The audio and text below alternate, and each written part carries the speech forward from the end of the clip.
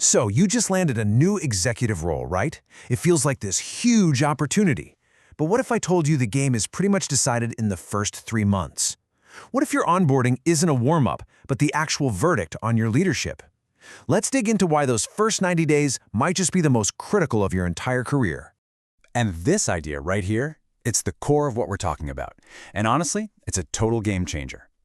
You know, the old advice is all about, listen, learn, don't rock the boat.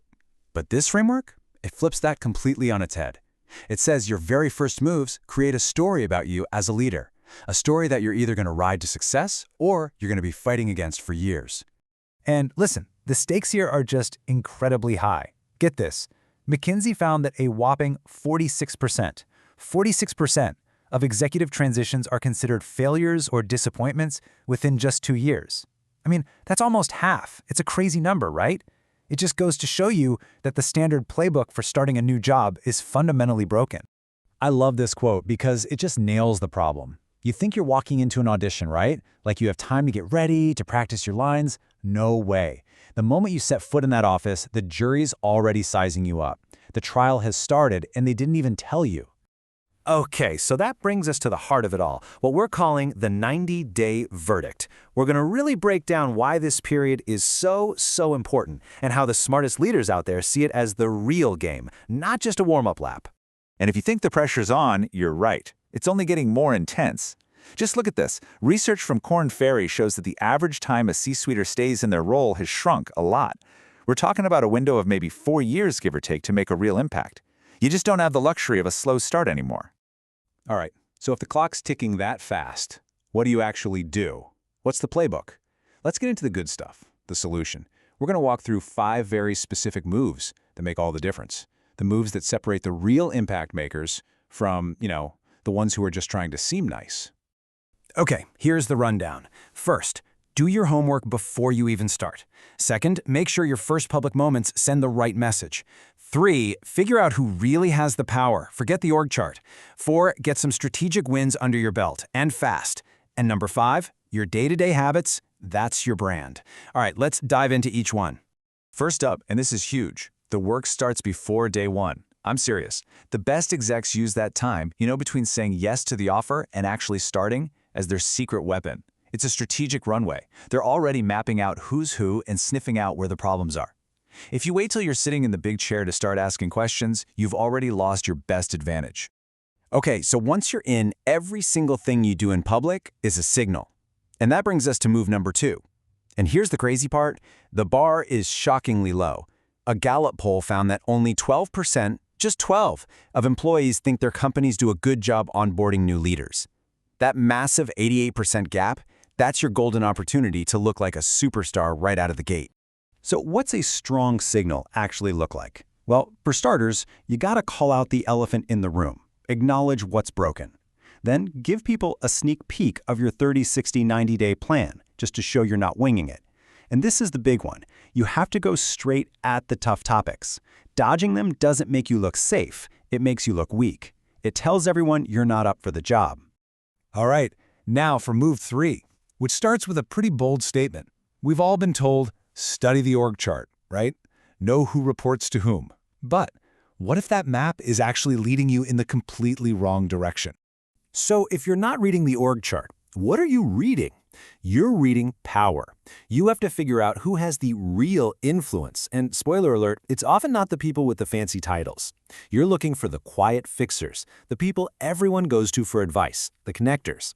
These are the folks who can make your life a dream or a total nightmare. Finding them isn't just a good idea, it's absolutely essential. Okay, move 4 is all about getting some early wins on the board. And no, this isn't just for a pat on the back or to boost morale. When you're at this level, an early win is like currency. It's political capital. It's what buys you the credibility, the trust to make the really big, tough moves later on. But look, not all wins are created equal. A strategic win has to check a few boxes. It's got to be visible to the people who matter. It needs to be tied to the bottom line, revenue, risk, something tangible. It should pull in different teams, and you have to be able to measure it cleanly. A win that nobody important sees, that's just a wasted effort. You got to be a sniper with this stuff.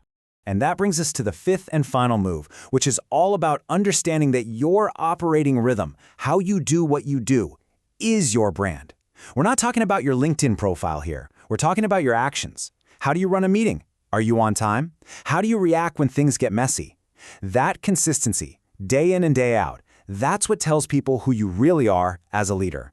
So there you have it, the 5 moves, but there's this really important idea simmering underneath all of them, a philosophy that kind of flips everything you thought you knew on its head. It's about embracing something we call friction, and recognizing that your biggest enemy in a new role might just be trying to make everyone happy. And the numbers on this are wow. McKinsey found that more than 90% of new CEOs who struggled, their biggest regret was that they didn't tackle the tough conversations sooner. They almost always chose to keep things comfortable, a false harmony, instead of creating the friction that was actually needed. So let's just put these two paths side by side. On one side, you've got false harmony. That's where you dodge the hard stuff, you aim for everyone to agree even if it's fake, and you end up with a team that's totally disconnected. Then you have healthy friction. This is about calling out problems without pointing fingers and creating tension that's actually productive. And it sounds crazy, but that's the path that gets everyone on the same page for real.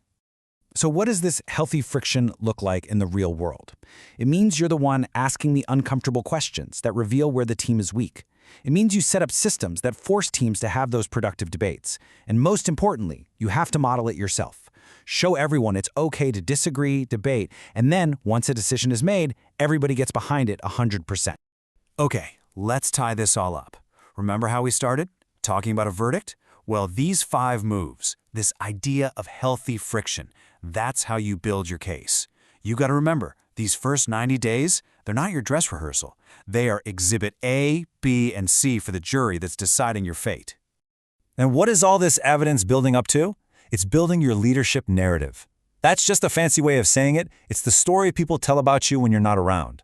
And believe me, that story gets written in permanent ink in those first 3 months. So if there's one thing you take away from all this, it's this. The clock is already ticking. The best leaders, they don't wait for someone to tap them on the shoulder and say, okay, you can lead now. They don't see this time as a free pass. They know deep down that the first 90 days, that is the job.